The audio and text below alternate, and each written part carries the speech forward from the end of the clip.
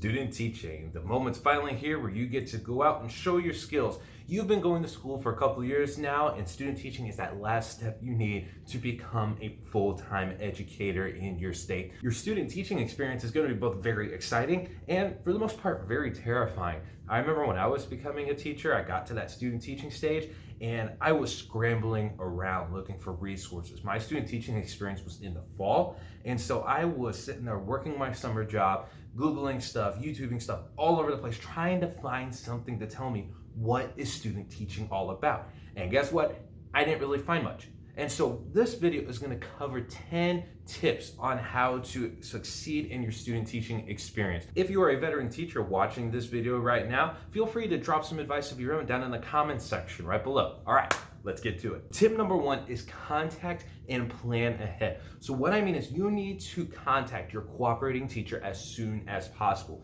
Ideally, you should have done this probably last semester or at least a couple of months before your actual student teaching assignment. Not so much for your sake, but for your cooperating teacher's sake. So they have time to reach out to you, get to know you a little bit more, and for them to make a little game plan so they can help you out in your student teaching experience to get a lot of new tools you can use in the classroom, give some advice and stuff. So you need to let them be ready for you to come into their classroom. So contact your cooperating teacher as soon as possible. So right now, we're about 3 to 4 weeks out from the school year. So if you haven't reached out to your cooperating teacher, you might want to get on that because we're cutting it kind of close. So what you should do is contact them, exchange phone numbers, shoot them an email, get to know them a little bit, whether that's over email or a text, or actually meet up with them. With my student teaching, I was assigned to 2 different teachers, and so I actually got to meet one of them over the summer. We met up for coffee at Starbucks, and we had a great time. We got to know each other really well. Then I got to meet my other teacher a little bit closer to the start of school, the first couple teacher days. And it really helped kind of make me comfortable in the classroom, getting to know these teachers instead of just day one walking in and being like, hey, I'm the awkward guy. Awkward guy, that's the awkward guy over there.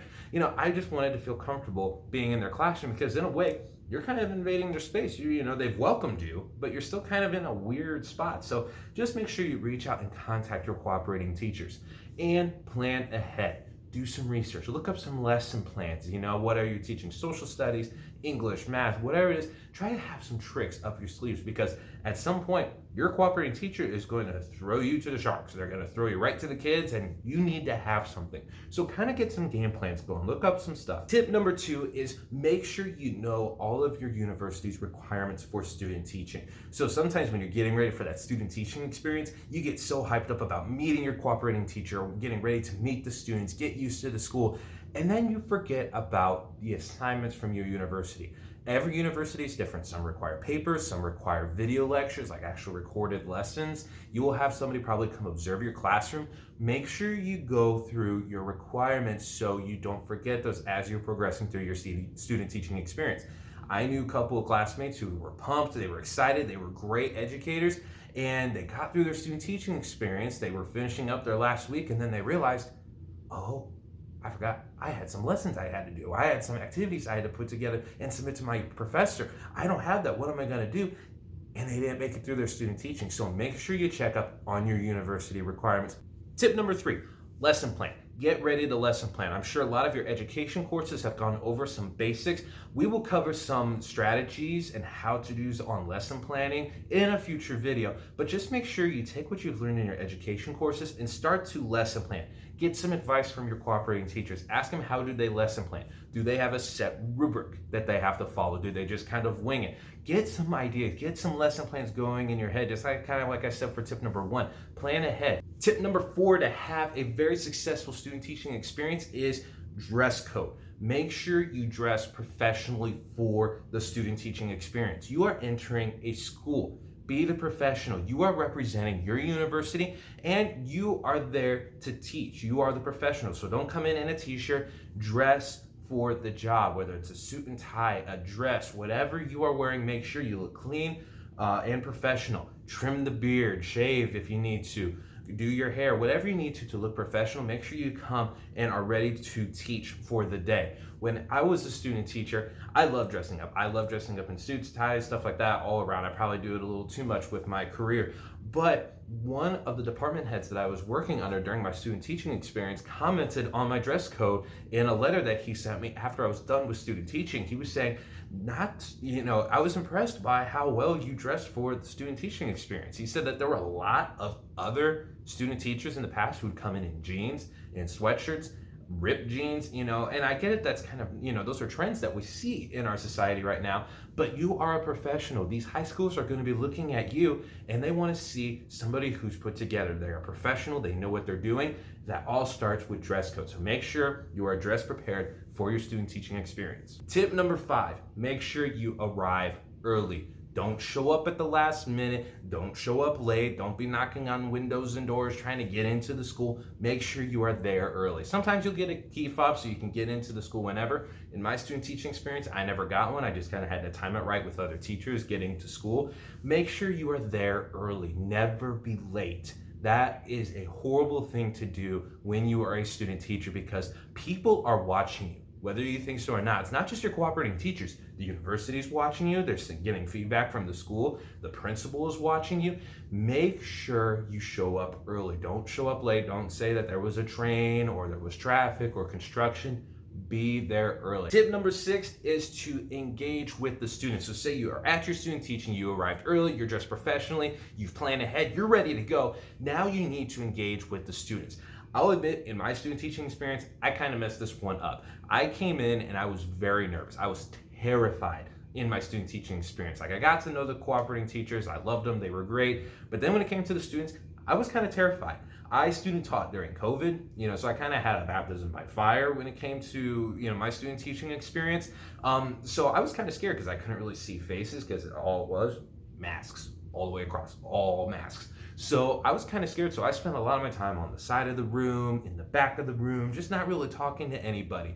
But once one of my cooperating teachers kind of gave me the shove, that she was like, go, socialize, Mr. Davis. She was like going out there and socializing with everybody. So that's when I started reaching out. And it made the whole experience a lot easier. I got to know some of the kids, got to know some of the sports team, show choir, theater. I got to know them a little bit more, and it made teaching lessons a lot easier because I established some sort of relationship. Relationships with the students is key when it comes to a successful student teaching experience. You need to always be engaged. Always wonder what they're doing, what they're up to, how they're feeling, because if you don't have that, you're not going to get very far with your curriculum. Tip number 7 is accepting feedback. Now, a lot of people struggle with this. I struggle with this too. Getting feedback from your cooperating teachers. Don't listen to the students for the most part. They're going, some of the students are going to be targeting you. Some are going to be very nice. Some of them are going to try to kiss up to you. So you give them their grades. You need to get the feedback from your cooperating teacher, whether it's good or whether it's bad. Sometimes you'll get a teacher who will just give you nothing but positive feedback. What you need most is that critical stuff, the negative stuff. Okay, you could have done this better. You could have done that better. One of my cooperating teachers was very positive, and I appreciated it a lot. My cooperating teacher was like, yes, you did great. You did awesome. That lesson went well. And I was like, okay, anything else? And nope, that's it. You're all good. Good to go. And I was like, okay, I guess that's all right. So look for that negative feedback. Look for what I missed. How did I mess up? How could I better prepare? My other cooperating teacher kind of helped me out with that, just kind of saying, yeah, you could have done this instead of this. You could have watched this person a little closely when they were sitting there messing around on their laptop instead of actually paying attention to the lesson. So make sure you get that feedback and take it. Don't ignore it. Just listen to it, take it in, be like, okay, well, how could I improve? Maybe you don't agree with the feedback, but always listen to it because it could be beneficial for your future classroom. Get to know the cooperating teachers and the way they teach their classes, incorporate their styles into your own, and you could improve a lot during your student teaching experience. So always accept that feedback. Tip number 8, everybody's favorite pastime, gossiping. So make sure you don't engage in the gossip game. So say that you've taught your lessons for the morning, you're on your lunch break with 3 or 4 other teachers, whether it's in the cafeteria, whether it's in the teacher's lounge, the classroom, outside. Don't engage in the gossip. All these people are coworkers. They've known each other for a couple of years. You're the new kid on the block. Don't engage in the gossip. If this teacher is talking bad about this one, don't chime in. Don't get into that. Don't say, oh yeah, I agree. Oh yeah, that person smells. Oh, that person dresses weird. Yeah, I heard about that. Yeah, the students don't like that person. don't get involved. You may feel a little awkward when you're sitting there quietly. Embrace it. Be quiet. Sometimes that's the best thing to do, is just be quiet and just listen.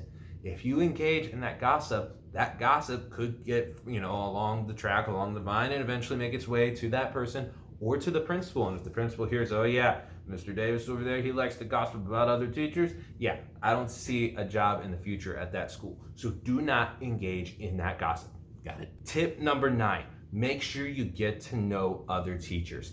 Always get to know the people around you. That shows that you're a professional, that you're engaged in your career, and you start establishing yourself a little bit more. 9 times out of 10, when you are looking for your future teaching position, those connections will help get you that job. Get to know the teacher down the hall. Get to know the principal. You already got to know your cooperating teachers, but get to know the different people, the janitors, the librarian. Just because the more you get to know people, the more you show that, you care about your job. I got to know a lot of people at my student teaching experience, and the word got around. Lots of people were like, yeah, Mr. Davis, yeah, he's pretty cool. Yeah, he's a nice guy. He seems very dedicated. He's always here early, Get to know those people, because that could come back to help you in the future. The final tip for a successful student teaching experience is to take care of yourself. If you're not taking care of yourself, you are no help to anybody. You won't do well in the classroom. You won't work well with your colleagues. You won't get to know the students. If you're not taking care of yourself, it's going to be a very long couple months during your student teaching experience. So go work out. Eat healthy. If you start developing a caffeine addiction, maybe feed it, maybe don't. Just take care of yourself. Eat healthy. Get enough sleep. Don't stress too much about the lesson planning. Get the sleep that you need. Even when it comes to preparing for student teaching, think ahead. How am I going to afford student teaching? Lots of times, student teaching, you don't get paid. My student teaching experience, I didn't get paid any money to do it. After I graduated, they switched that over, and now they got paid minimum wage, but I wasn't getting any income during my student teaching experience. So I planned ahead, worked all summer, and put that back into a savings account, and so I was able to survive while I was student teaching, because it's going to be very difficult for you to work a job while you're student teaching. You can go for it. I know lots of my classmates had jobs and they did well with it, but it is a struggle, because student teaching will eat up a lot of your time. So make sure you take care of yourself. And that's about it. Those are my top 10 tips to have a successful student teaching experience. Now, if you watch this video and you're like, yeah, that was a lot of good advice, but I still got lots of questions, don't worry. I'm going to be making a lot of videos about student teaching, just because it is a very difficult time in your education career. Thank you for watching this video. Don't forget to like and subscribe. I hope to see you soon.